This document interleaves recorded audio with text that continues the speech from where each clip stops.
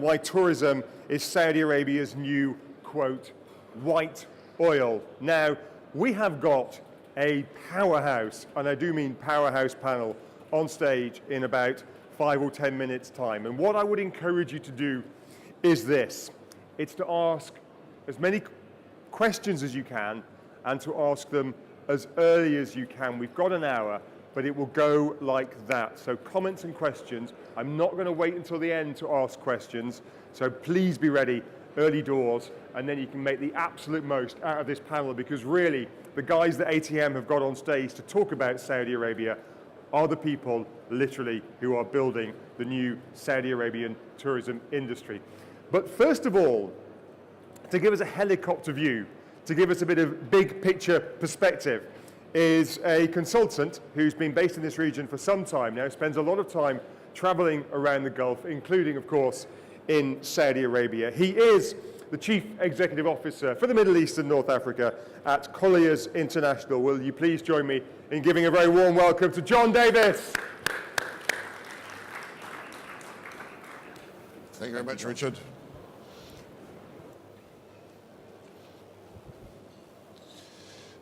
Thank you very much, Richard, and good afternoon, ladies and gentlemen. As Richard said, I'm just going to give you a quick overview, probably 7-10 minutes, of the picture in Saudi Arabia, and the agenda will look like something of looking at the Vision 2020 and the influences that that's had on the Saudi Arabian hospitality market. I'll then have a look at visas and how that has changed. I'll look at leisure and entertainment and the changes that have occurred there. We'll touch on some major projects, giga projects, whatever you want to call them. There are quite a few. I've just picked out a couple. And then we'll have a brief look at the Saudi Arabian Red Sea project. So without further ado, let's have a look at Vision 2020. Vision 2020 has been in place for a couple of years, and the intention was that that Saudi Arabia wanted to be the heart of the Arabian and the Islamic worlds. It wanted to be a global powerhouse, and it wanted to be a hub that was connecting Europe, Asia, and Africa, those three continents. The themes that were running through 2030 are they wanted to have a vibrant society, they wanted to have a thriving economy, and they want to have an ambitious nation. Looking at pilgrim tourism, by 2030, they anticipate having 30 million pilgrims coming to the kingdom. If one looks at that in context of 2018, when there were just over 12 million pilgrims who visited the kingdom, that is about a 246% increase that they're looking at in the next 11 years. In terms of travel and transport infrastructure, they're planning to raise about $36 billion over the next 11 years, and that will be plowed into everything from airports, railways, seaports, roads, and the bulk of that is anticipated to be going into the railway system. So let's have a look at a few of the key successes that have been achieved in the short time that the Vision 2030 has been in place. And great success has been made with regards to visas. They now have an Umrah Plus visa, which is an Umrah visa granted for a period of 30 days, which leaves 15 days for the applicant to then tour Saudi Arabia once they have finished their pilgrimage. They have a tourist visa, which is now available or will be available online, and you'll get sent the visa within a period of 24 hours of applying. And any of you who have ever applied for a visa to travel to Saudi Arabia know that this will be a complete change, a game changer, not having to visit the consulate or go to any of the embassies. There is a new visa that they put in place for the Formula E Grand Prix that was held there late last year, and it was actually called the Formula E visa, and that enabled visitors to the Formula E to spend 14 days in the kingdom, attend the Grand Prix, and then be able to travel around the kingdom for the rest of their time there. Moving on to leisure and entertainment, and those are two words that certainly weren't associated with Saudi Arabia a few years ago. Cinemas have been open now approximately 12 months, And the intention is that by the year 2030, we will have 350 movie theaters with 2,500 movie screens in place in the kingdom. We've also had international concerts and artists performing in the kingdom. During the Formula E, they had Enrique Iglesias, they had David Guetta, the DJ, they had the Black Eyed Peas, and they also, at the beginning of January, had Mariah Carey, who became the highest profile international artist to perform in the kingdom since the easing of the restrictions on entertainment.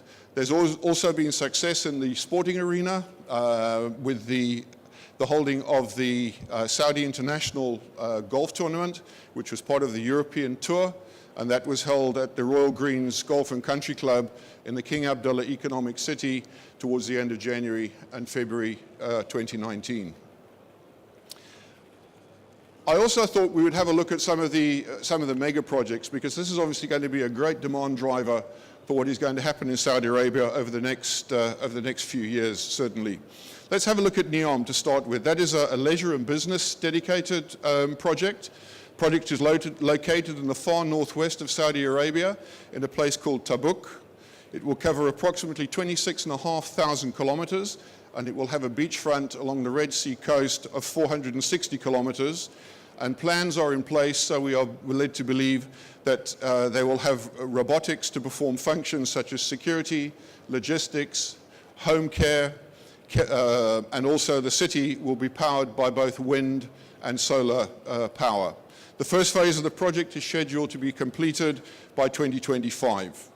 Amala, another project also up on the northwestern coast. The Amala Resort is being dubbed as the Riviera of the Middle East, and that will focus on wellness, healthy living, and meditation. I'll come back to the Red Sea project in more detail shortly. Another project moving inland is at Al Ula, which will attract cultural tourism. This is the Petra of Saudi Arabia, for those of you that haven't heard of it.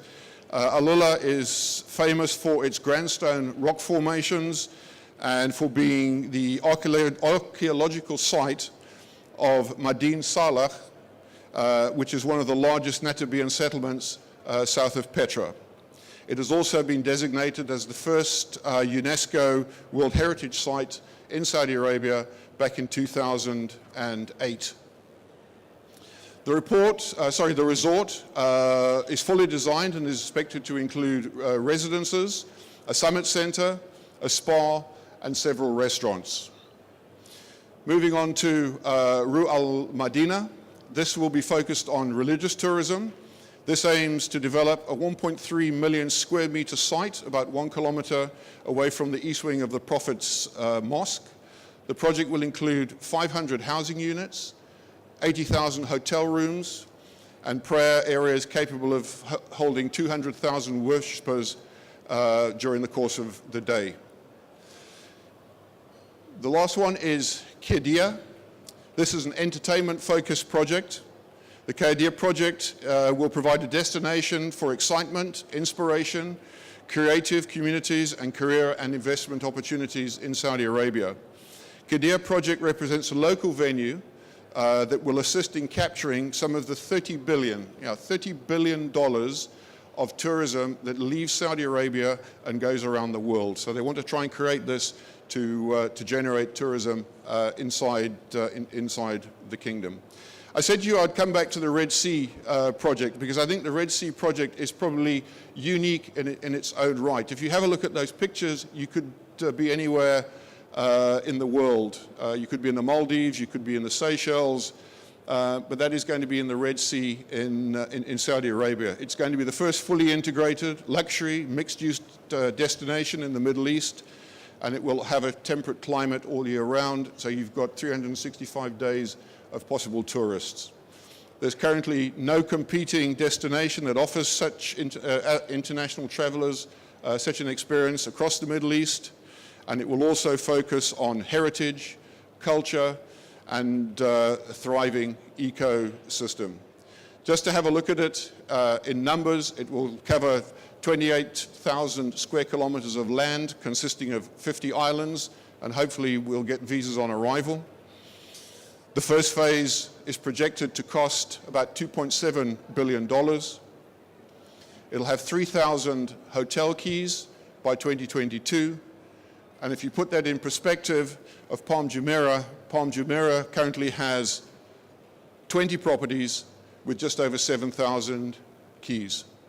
So I hope that gives us an overview, and I will hand back to Richard to take the panel session forward. It's a great subject, and we look forward to sharing it with you. Richard, thank you very much. John, thank you very much indeed. You're going nowhere. Please take your seat on the panel, sir. Thank you very much indeed. There is no formal seating order. So we have 6 panelists in total with a very broad range of experiences and perspectives. Please join me in welcoming them. First of all, the head of destination marketing at Jabal Omar, a leading developer and real estate company in Saudi Arabia. Rima Al Mokhtar. Rima, join us, please. Thank you very much indeed. Ahlan wa sahlan. Also joining us on the panel from Dura Hospitality, a major hotel owner and operator in Saudi Arabia with, at my last count, 22 properties and much more besides, the CEO, Dr. Bada Al-Bada of Dura Hospitality. Thank you, Dr. Bada.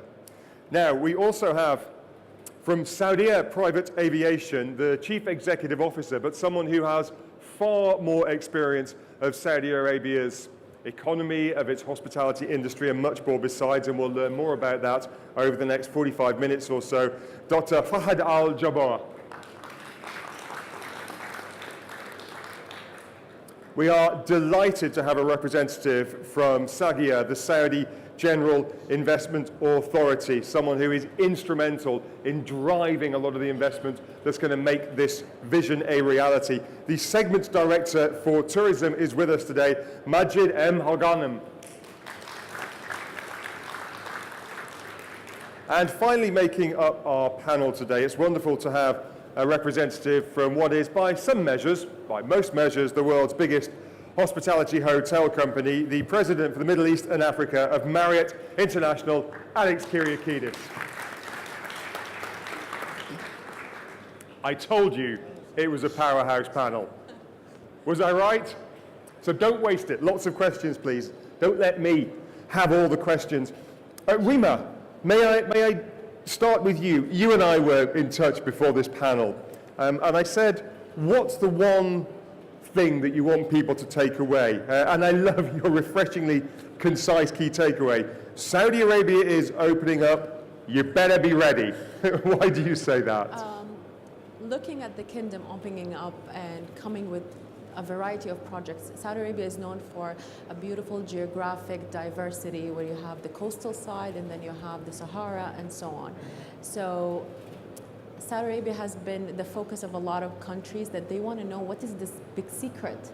Now it's opening up, we're issuing visas, people are actually going to come over and see what is it all about, and you better be ready. You better be ready. A quick question, can we hear Rima? If you can't at the back, raise your hand and I can ask the guys to turn up the microphones. No, it's okay? Wonderful, thank you very much indeed. Yeah. Some hands over there. Maybe we can boost the microphones a little bit, please. I'd like everyone to be able to hear what's happening. Look, there is so much development happening in the Kingdom of Saudi Arabia at the moment. One of your big focuses, I know, is a mega real estate project. Tell us a little bit about that and where that fits in with what's happening in Saudi Arabia. You mean Jabal Omar? Yes. Jabal Omar is the largest project overlooking the Grand Mosque of Mecca. We are focusing on supplying accommodation to all the visitors to the Grand Mosque. We have 7 phases. Phase 1 is completely done by operating 5 international luxury hotels. We are opening our 6th hotel next month, DoubleTree. And by 2030, we'll be operating 15 hotels and 40 towers, accommodating around 10 million of the 30 million who will be visiting Mecca. That's quite a significant undertaking. We'll get more on that in a second. But staying with the hospitality industry, Dura Hospitality, Dr. Bada, if I can turn to you. When I checked on your website, it mentioned 22 properties, but obviously there's a lot to Dura Hospitality. You've been around for more than 40 years, I think 1976. Again, Explain your perspective on the changes happening in Saudi Arabia. Just how significant is it, given your breadth of experience? And then tell us a little bit about what it is that you're doing there. Noor is a developer and operator working exclusively in the Kingdom of Saudi Arabia in the luxury compounds and hospitality sectors. We see these changes with lots of excitement. The tourism sector is being totally revamped. We've been in the sector for 42 years, and we've never seen anything like this. What's happening now is totally, I would say, earth-shattering from our point of view. The number of new attractions that we have seen in the phase of planning, the change of mindset in terms of opening up this country for visitors, whether more religious visitors or general tourism, are definitely something to be celebrated. We celebrate that. We in Noor are looking very keenly at investment opportunities to take advantage of that. The low-hanging fruit, in my opinion, is going to be the MICE sector. I think that will be the first sector to pick up in Saudi Arabia in the next few years, followed up by general tourism. When you say the MICE sector, well, there are four elements, M-I-C and Yes. E. Which of those letters in particular do you think will be the first to get off the ground? I would say conferences and exhibitions. If you look at next year, the agenda for next year, 2020, Saudi Arabia is going to be hosting the G20. And that's a year-round calendar of events that is going to happen in the whole of Saudi Arabia, mostly in Riyadh, but also there are going to be overflows in the other cities. The number of rooms needed for that particular event, as per the organizers, is about 30,000 rooms in Riyadh. Riyadh right now only has about half of that. So you need some rapid expansion, and you need some innovative solutions to host that number of visitors for next year. So it's just around the corner. It's not something remote or futuristic. I'm keen to learn about some of those innovative solutions shortly. But if I can turn now to Dr. Fahad Al-Jaboa, the CEO of Saudia Private Aviation, excuse me, the private aviation arm of Saudia Airline, but also has been a CEO of Al Tayar Travel, which is a huge organization in Saudi Arabia. Again, some perspective on how significant the changes are. And there's so much happening, but if you could pick one or two elements to focus on that you think are particularly interesting or exciting, that would be hugely helpful. I think in our field, in the aviation sector, success of any tourist destination depends largely on accessibility into the destination. And much of you know that mostly the access into Saudi Arabia is by air. So for the Kingdom of Saudi Arabia, I think one of the, at least for us, is the expansion in the airport. Very soon we will see the King Abdulaziz Terminal Number 1 fully operational, probably Q1 next year. There is a plan also to build a new airport in the Red Sea project, south of Al-Waj. NEOM, the airport is operational since last year. This year they will commission a third terminal to increase the number of incoming traffic into NEOM, obviously to speed up the construction of the destination. And I think also in the land transportation, we see that the Al Haramain train or the railroad of Al Haramain that will be connecting Al Medina and Mecca.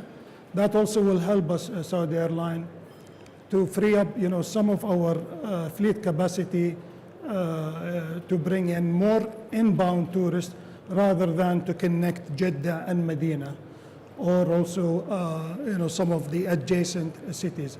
The same thing can be said also about connecting the north of Saudi Arabia by railroads into the central region. That will free up some of our capacity to cater to the international traveler into Saudi Arabia. So this is on the part of the aviation sector. In the side of tourism, I believe much of the verticals you mentioned, culture and Saudi Arabia is very rich in antiquities.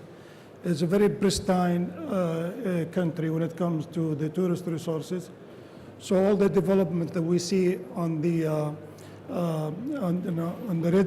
Red Sea, from the north, to Tabuk, all the way to Jazan, I think that is going to be very beneficial for the economy, but also for us in the aviation industry.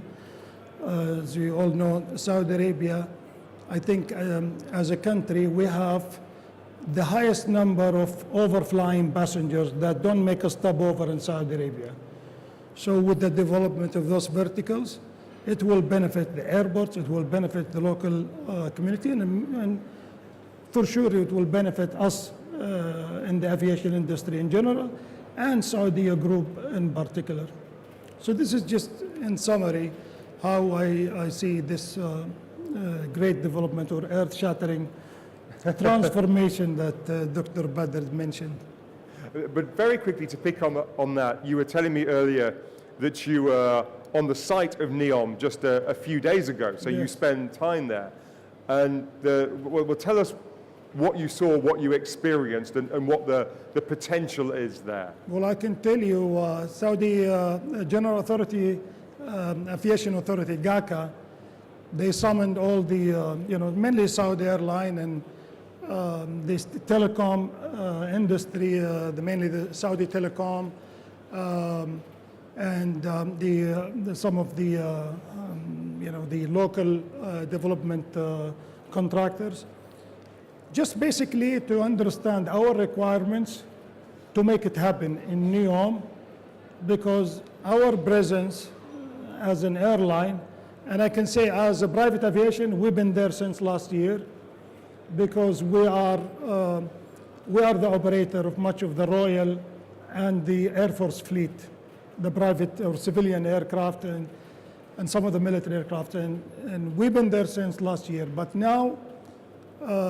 we saw it, saw the reality, the resort of, if you're allowed to mention some names, like the Four Seasons, you can see it, visible, the Four Seasons Resort, Golden Tulip, and certainly we can see the third terminal, and these are not, they're semi-permanent terminals, but the third terminal, with the passport department, the customs, so they can tell you that they will be receiving maybe tourists, tour operators, some of the, maybe government official, and even visitors, because NEOM is the summer resort of the King and the Crown Prince.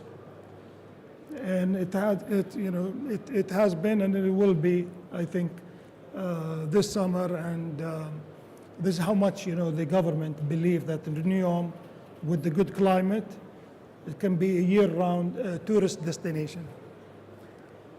Majid Ghanem, if I can turn to you, as Segment Director of Tourism at the Saudi Arabia General Investment Authority, you have the enormous job of helping to attract all the investment needed to make this happen. Obviously, much of it will come from within Saudi Arabia, but some of it will come from outside of Saudi Arabia, from neighboring countries like the UAE, but obviously much further afield as well.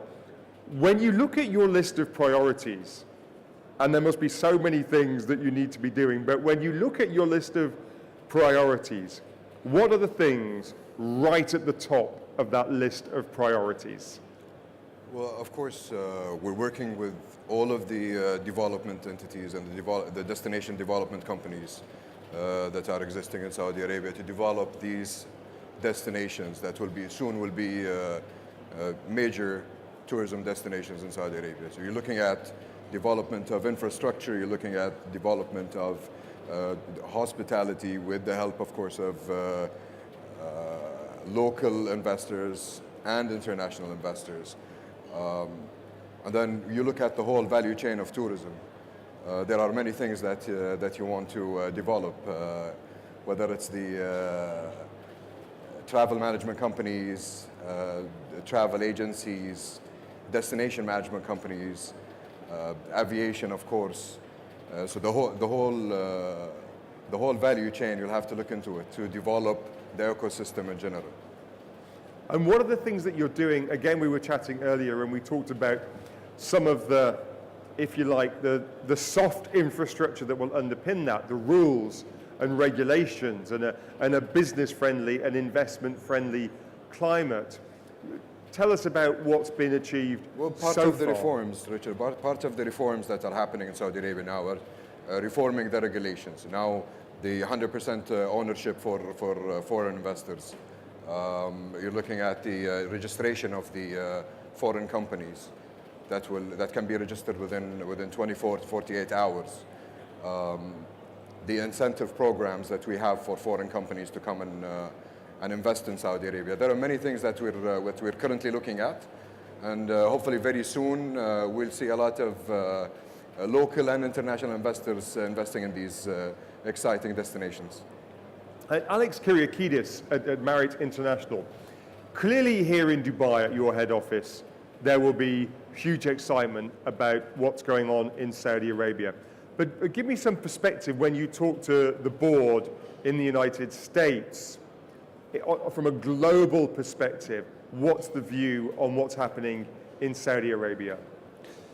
Well, I think there is a tacit understanding that the kingdom is going through significant change in our industry that will offer opportunities. I look back just in the last couple of years and see not only the development of Vision 2030, but also just the economic drivers that will make that happen.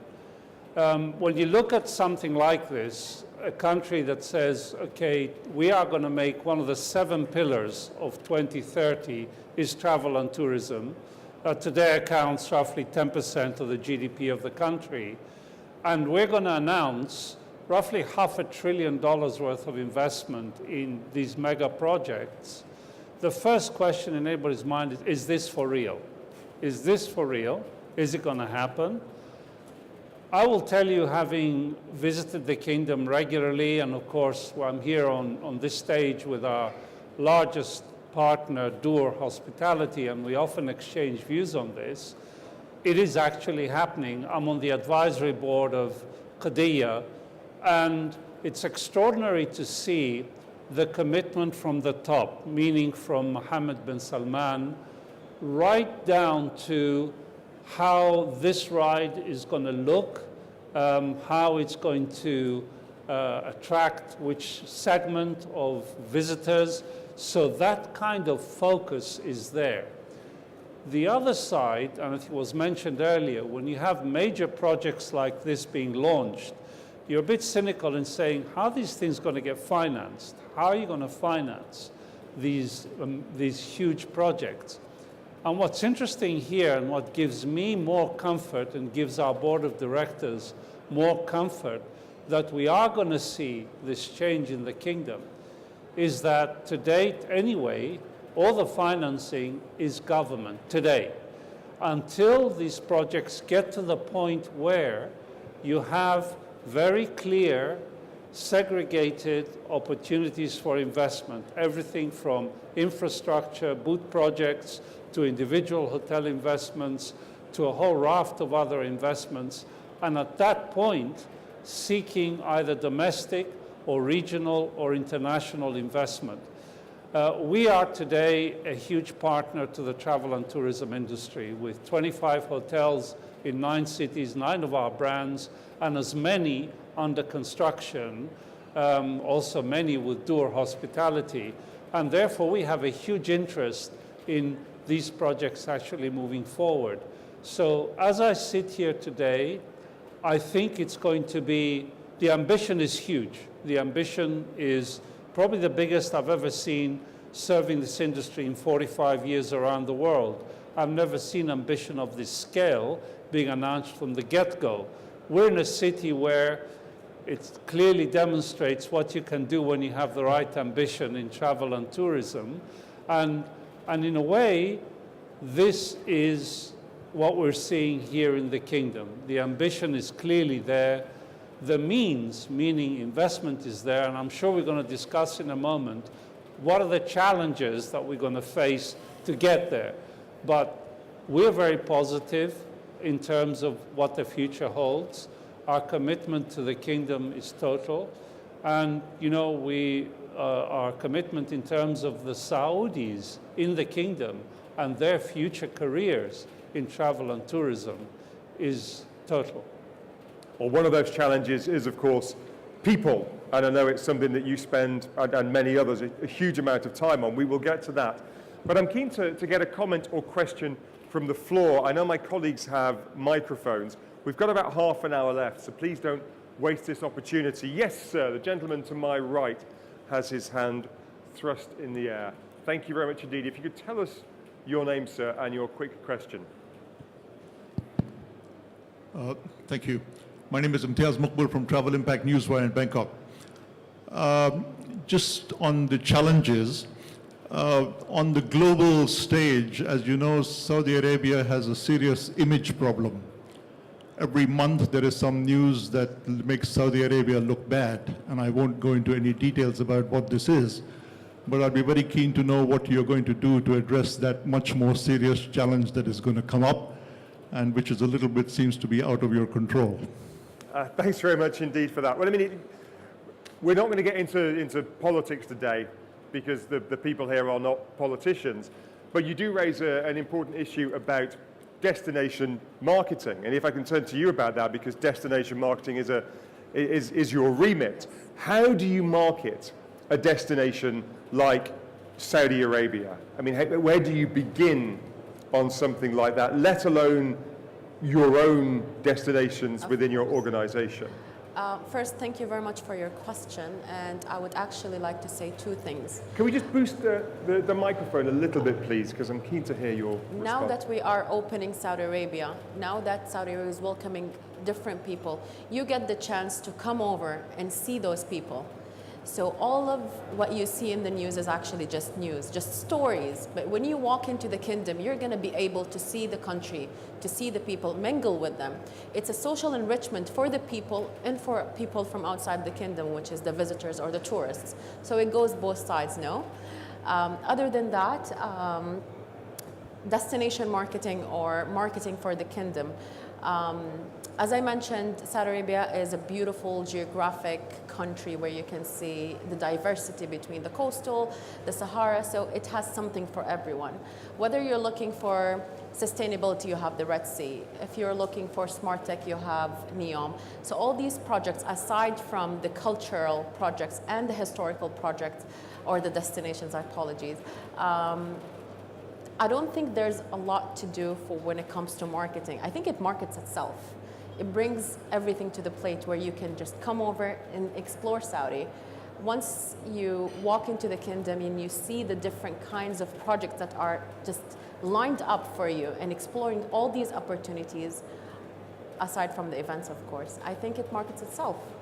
And a quick word, I'm not going to put each question to every panelist because we'd be here till midnight if we did.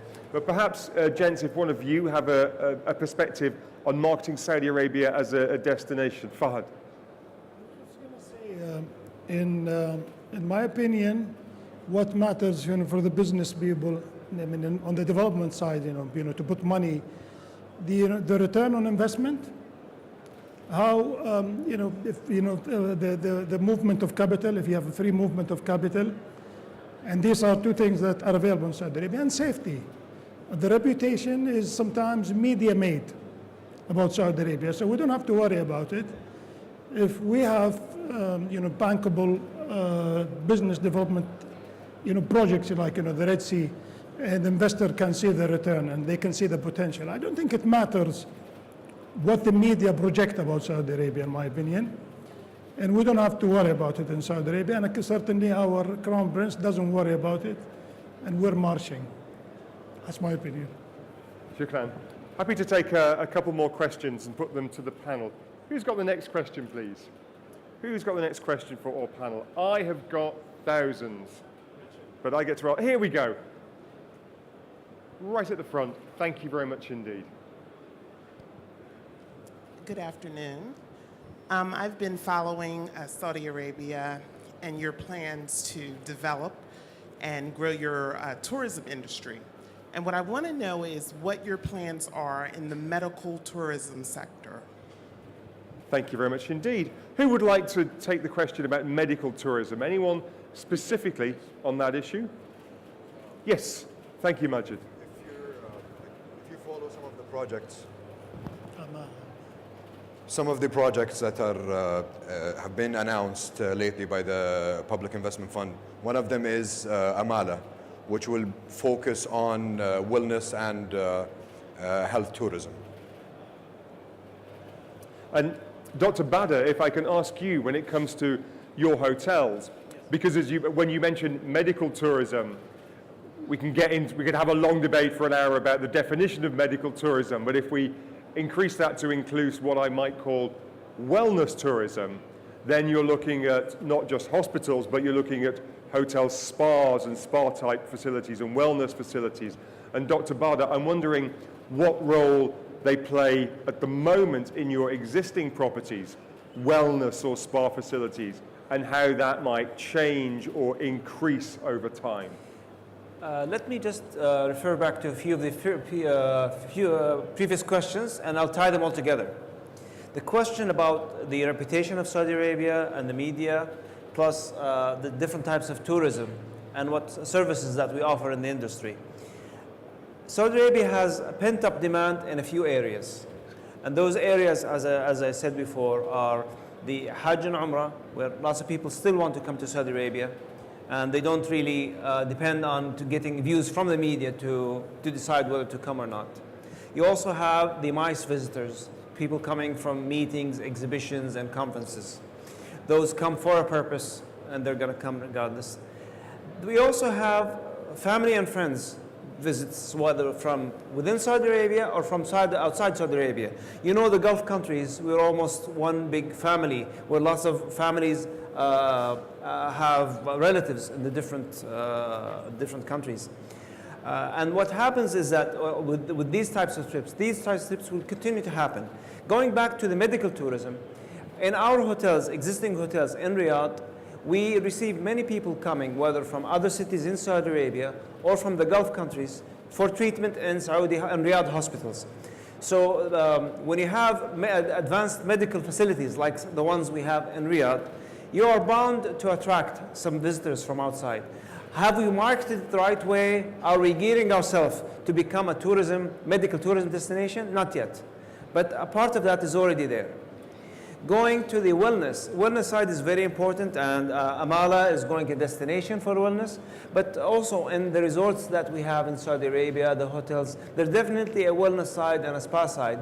You see the quality of life program within the Vision 2030 addresses the wellness side.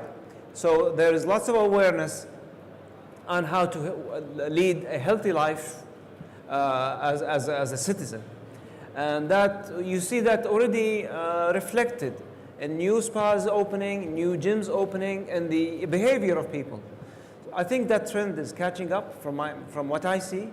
And us as hotels, we have in the hospitality sector, we have a big part to play in the gym facilities, the wellness facilities, the spa facilities. We have one dedicated resort we have in the Red Sea on Jeddah. Part of it is that a very big spa that is being renovated just to capitalize on this trend that we're seeing.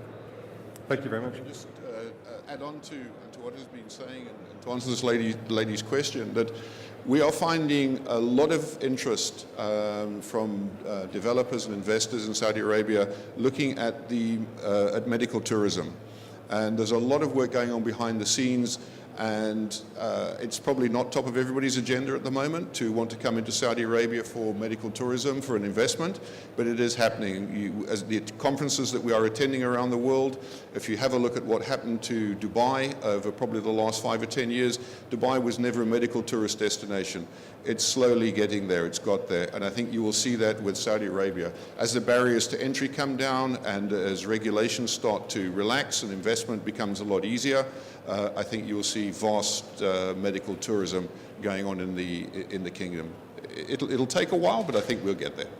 I look forward to going to Jeddah for my next round of Botox. See how it compares. Root canal.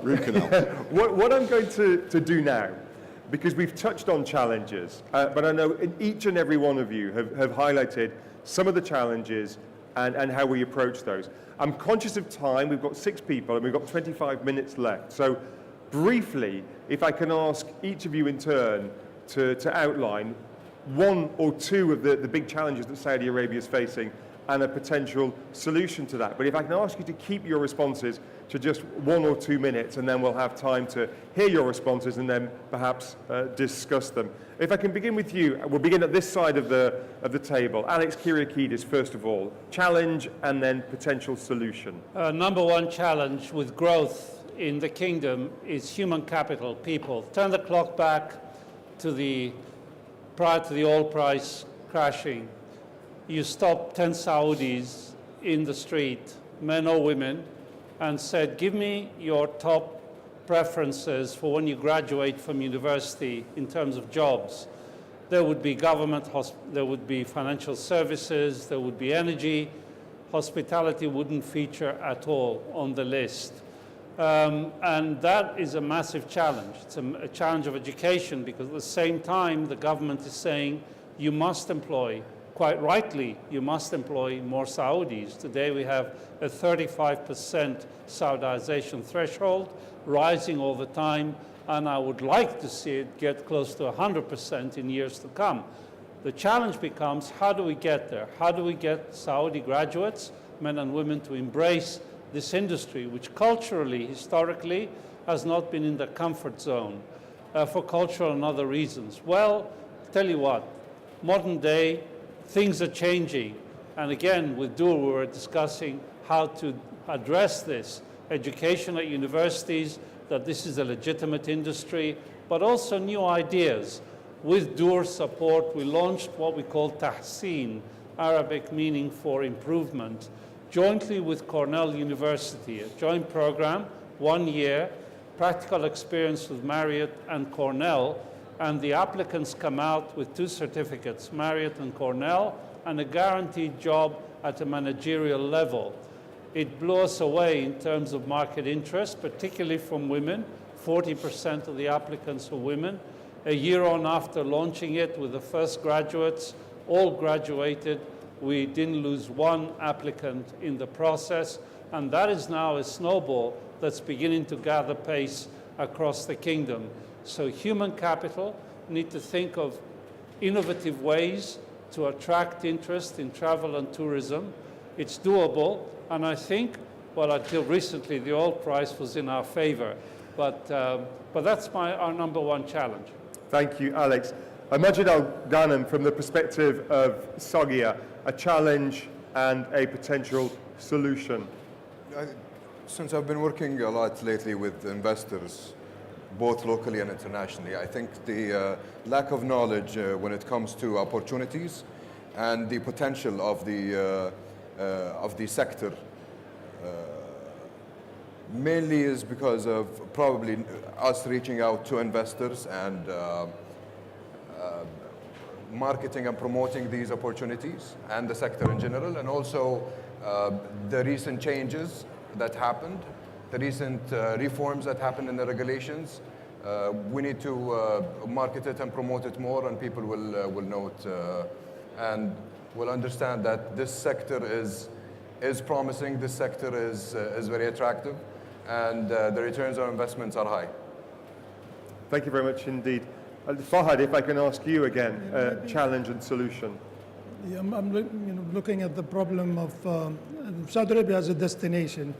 When we talk about destination management, for example, in the case of Dubai, you see there is like almost 100% alignment between public and private, the private sector in terms of policy that regulate, the industry, be it the airports, be it the airlines and the hotel industry. I think that's what also we need in Saudi Arabia, particularly in the aviation industry. We need to see more alignment between public policy, regulations, that regulate, the airline safety, airport infrastructure, and the demands of the market. If we have more projects, because if you have healthy operators or healthy players, you will have a healthy industry, and a healthy industry it will be, will enable, achieving Vision 2030, in my opinion. So I would like to see more alignment, especially on the, policy making side, whether it is GACA or the Ministry of Finance, Ministry of Labor. Although we in Saudi Airlines, we employ almost 95% Saudis. We don't have this problem. That's good, I'm glad to hear. Thank you, Dr. Farhad. Dr. Bada, a challenge and a potential solution. Coming from the hospitality segment, the lower end of the market, in our view, requires a significant boost in quality, the 2-star to 3-star segment. There's a big demand, especially from domestic travelers who would like to see products in that area because of affordability and also because of the length of stay. This opens an opportunity for long stay players in Saudi Arabia that are quality oriented and that cater specifically to the local travelers. We haven't seen enough of that yet. And having that sector developing, I think that will definitely boost the local demand and local tourism in Saudi Arabia. What we are doing towards that end is that we have co-invested and bought an existing company that is very quality oriented, that provides a specialized southern Saudi Arabia oriented theme in its hotels, provides this all around Saudi Arabia. And it's seeing lots of early successes. That from our side and from other companies, spreading more in Saudi Arabia will definitely boost the domestic tourism. Thank you very much indeed. Rima, a challenge and a solution. I wouldn't say it's a challenge anymore, but I'm just going to say it, it's the visas. It was one of the biggest challenges where people really wanted to come to Saudi, explore Saudi, and they couldn't. At the moment, visas are being issued. There are soon to have e-visas and platforms where people can just one-stop shop, can go, choose their hotel, choose their destination, pick their visas and just come to Saudi. So I don't see it as a challenge anymore because it's happening soon. It's happened or it's happening within the next couple of months, but it was announced. But it happened with the Formula One, it happened with the Winter of Tantura. So it happened, but it will open up very, very soon. That's about it. That's good. Well, it's good that it's happening. We're glad that the solutions are not, we're not just talking about solutions, we're getting the solutions. John, if I can turn to you, I mean, you highlighted some of them in your presentation, but if you could pick one thing that you would think is a challenge and then potentially a solution. Yes, certainly, Richard. I think, not that it was included in the presentation, but I think the challenge of getting foreign capital to come into the country, I think that's going to be a game changer. Once the barriers to entry have been dropped and the large insurance companies and the funds who are around the world who are able to get access to these type of developments, because I'm sure that there are investors, property funds, insurance companies around the world who would love to get their hands on some of these investments with the possible IRRs that they're looking at. I know Alex mentioned that at some point in time they will be breaking up certain investments and you'll have individual investors coming in. But I'm talking of mega chunks of money where funds will come through. And I think if we can get those barriers down, and I know SAGIR are doing a fantastic job to try and ease that through, it's not going to happen overnight. I think that the steps that have been taken over the past few years are way beyond what anybody ever expected 5 or 10 years ago. And I think if we can see that, we start to get private and public partnerships coming together, you're just going to see Saudi Arabia take off. The one area that I am a little bit worried about is human capital. Where all that's going to come from, because there's so much going on and you're going to need so many people, and I think that's going to be a challenge. And the university students who are leaving, they might have to set their sights on other career opportunities which they maybe wouldn't look at now, which will be the future. Well, this idea of people, human capital, has cropped up several times. Is there anyone else who'd like to add a comment on human capital, development of human capital, training, education, so many different angles? Dr. Bada? As Alex said, we partnered with Marriott International on the Tahsin program. But also at Dur, we're looking into something more radical. We're looking into opening a Dur Academy, because the number of rooms that we ourselves are building and operating that we foresee for the next few years, we're going to be doubling in size. And for that, you have two aspects.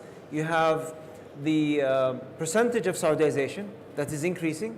Right now we're at about 40%, and we aim to reach about 80%. Add to that the number of rooms doubling. You need about triple at least, or quadruple the number of employees or workers in the market at different levels of skills. So the current academic facilities in Saudi Arabia are not adequate. We as investors, we're looking in ways that we could co-invest either with the government or doing it with our partners, or if not, then we'll do it ourselves. But that's definitely a necessity for the business right now, that we invest in preparing Saudi workforce for the future and for the hospitality sector, the demand that's coming. Happy to take one or two more questions. Time is against us. I knew it would be, but I am happy to take one or two more questions. Who's got the next question from the panel? Yes, please, sir, right on the front row here. If we can pass a microphone to this gentleman. Thank you, sir. Thank you. Good afternoon.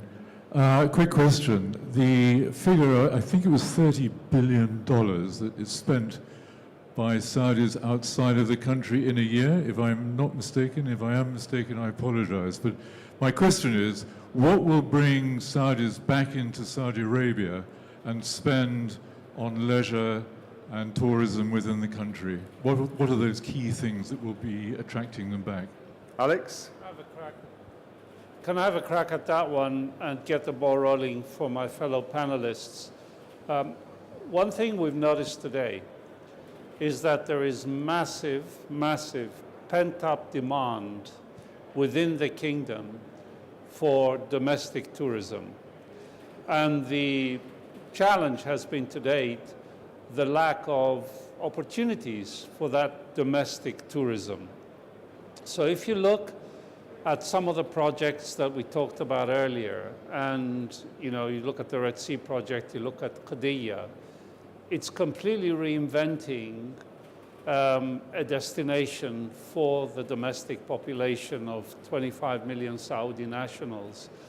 And we're not just talking about scale, we're talking about quality, and we're talking about brands, and we're talking about expertise commensurate with any that you would find anywhere else in the world. So when you talk about Qiddiya, for example, you will have everything there from wellness, from Formula One, from sports, a whole raft of offers that for many segments of the domestic population will stimulate that spend and keep it in the kingdom. It will not, in my view, ever eliminate the 30 billion, but it will take a chunk out of it. And of course, the flip side of that coin is there are implications for countries where those Saudi nationals who were traveling to and enjoying the Saudis spend in that destination, e.g. the UAE, may feel the pain of that switching of the spend. But our assessment today, driven by the demand for our hotels from the development team that we have, is that there is massive pent-up demand for domestic tourism in the kingdom. Richard, Yeah, John, please can do. I maybe add on to what Alex is saying there? And I think if you just go to Riyadh Airport or Jeddah Airport at 5 o'clock on a Thursday afternoon and try and get on an aeroplane to come to Dubai, it's absolutely impossible. If you haven't booked way in advance, you're never going to get in or out of the kingdom. So it just shows that the Saudis, not only are they driving from Saudi to come to the Gulf states to spend time for leisure and entertainment, they're also using the airlines. And I think the various airlines who operate in and out of the kingdom, they could probably put on half as many flights again, and they would probably do very well in filling them. And we have a lot of Saudis who are employed by us, and when you speak to them, you say, oh, you're going to Dubai again, or you're going here, or you're going, they say, yes, the kids want to get out, the kids want to interact, they want to get out of Saudi Arabia because there's actually nothing for them to do. So that spend that you're talking about could actually stay in Saudi Arabia, and as Alex says again, that it's not all going to stay in Saudi Arabia, but if you can get some of it to stay, and you've got a theme park, or you've got wellness tourism, or agri-tourism, or adventure tourism, people are going to do different things. You take the zip line that we have here, I guarantee if they had one of those in Saudi Arabia, people would go and utilize it. Rima, if I can ask the question to you, what would be the activities or facilities that would encourage, in particular, young or relatively younger women in Saudi Arabia to stay home, to spend more money in Saudi Arabia, to go out and to enjoy themselves, and to the point that was made earlier, to spend money in Saudi Arabia? I believe women in Saudi Arabia diversify between what their interests are. You will find a group of photographers driving all the way to Asir to just visit Rijal Alma and see the architecture and taking photos. You will see other women who will go to other cities in Saudi Arabia to explore the food. So it depends on the interests, and I believe it's all about the awareness. There's not much awareness about what's happening in Saudi and what's actually available at the moment. I can hear a lot of them talk about the industry that Dr. Fahd was talking about, Dr. Badr, samahni. Dr. Badr is talking about is most of these cities, the small cities like Rijal Alma and so on, don't have the hotels that are needed for us. Not even the sector, which is furnished apartments. This is a sector, Saudi Arabia is hungry for this sector.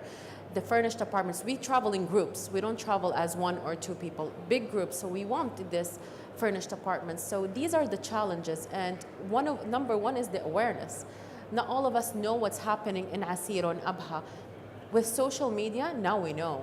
And of course, the Saudi Tourism Authority has just launched the 11 seasons of Saudi, or sorry, Mawasim al-Saudiya, I'll just Seasons of Saudi, which is 11 seasons where you can explore Saudis in different seasons.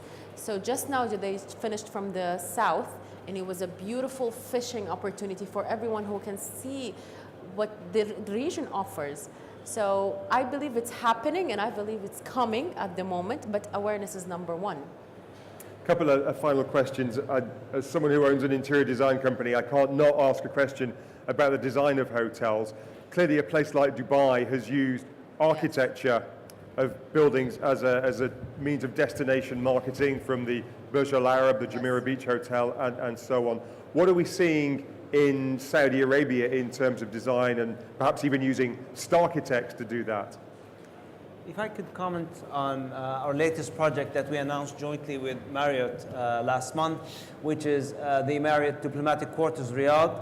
It was opened inside the Diplomatic Quarters, which is an exclusive neighborhood inside of Riyadh that is also near a very different geographic features called the Wadi Hanifa. This is a valley, a canyon, that has gradients of rock. That's very beautiful, that runs water at the rain season. The hotel was built to be part of the canyon. So we have reflected the natural surrounding in the design of the hotel. The hotel is also Gold LEED certified to be environmentally friendly. We did that because we are conscious about the environment, but also because we know the customer now. The tastes are refined, the customer tastes are being refined. They look for design hotels, hotels that have a story from the exterior, from the interior, from how you interact with the environment. It has seen huge success, even though it's only been a month or so in operation.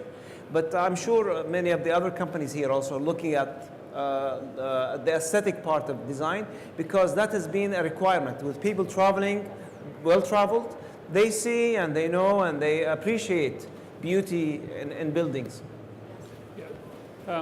The notion that Dr. Badr has raised on iconic buildings is actually being now carried across into the mega projects.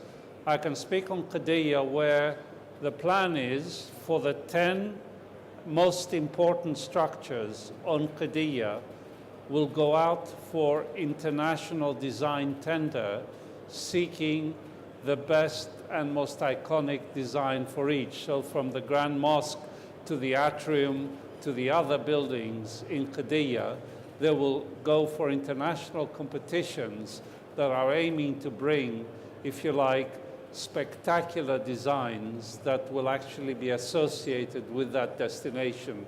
So I think you're going to see that kind of development that Dr. Badr has mentioned, which he took to the diplomatic quarter, replicating itself across the kingdom. I know that Jabal Umar at the moment is building the highest and the first hanged mosque overlooking the Grand Mosque in the region. So this mosque is going to be, I think, on the 38th floor of a 41 tall high building, panoramic view overlooking the Grand Mosque. The interior design is being designed by actually students. We just launched a competition between different colleges in Saudi, and students were pitching and sending photos and sketching. And I think that's one of the things that makes this project a little bit special, that you can actually pitch in and have different people design and contribute into that. We're running a little bit short of time. I'm happy to take 2 more questions. I'll club them together. The gentleman down here, but first of all, the lady in the center here. If I can have your quick question, if you could raise your arm. Yes, please. Yes. Thank you. I'm very happy to have attended this session, and I would like to congratulate the Saudi people for this wonderful new perspective. But I think all of us forgot one point: the culinary delights. Saudi food didn't come at all to the topic. If you could please say the 3 main dishes. Okay? We need to know about culinary also. 30 seconds. Who'd like to tell us? Dr. Badr. For my favorite dish is called jarish, made of whole wheat, crushed wheat, cooked with meat and yogurt. I'm almost hungry already by just mentioning it. We'll get Dr. Badr in the kitchens of the World Trade Center later, and he can whip it up for us. Thank you. And a question to this gentleman, please, right down at the far corner. We've literally got a minute and a half left, so a quick question, please.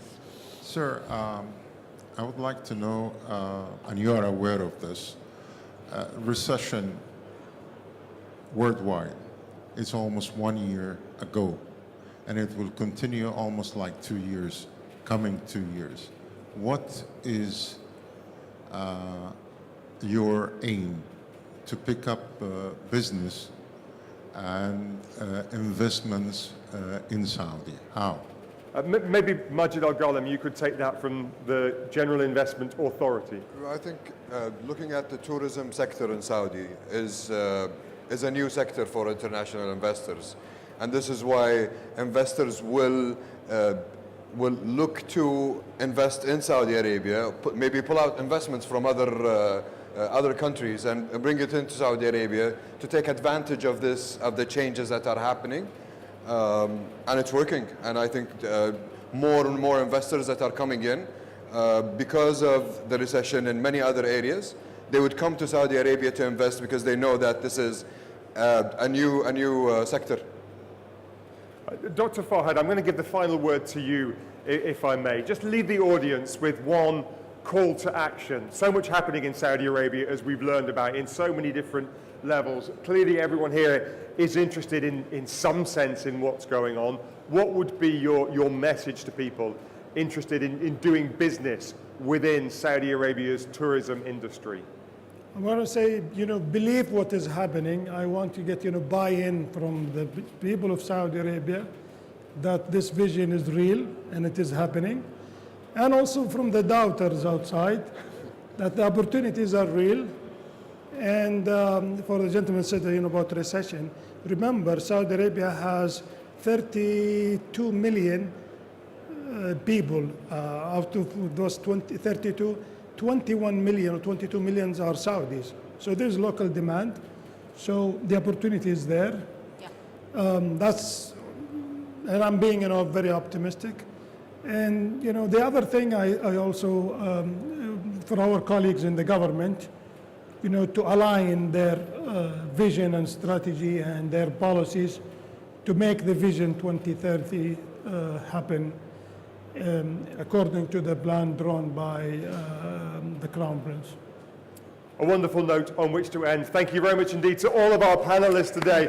Two, we just heard from Dr. Farhad Al-Jabbara, the CEO of Saudi Private Aviation, to Dr. Badr Al-Badr, the CEO of Dur Hospitality, to Majid Arkan, and the Segment Director of Tourism for the Saudi General Investment Authority, to Radima Al-Mokhtar, Head of Destination Marketing at Jabal Omar, to, of course, to Alex Kyriakidis, the President for the Middle East and Africa of Marriott, and to the gentleman who got it all started with his fabulous presentation, the CEO of Colliers International in the Middle East and North Africa, John Davis. Shukran jazeelan. Thank you very much indeed. It was, as promised, a powerhouse panel discussion.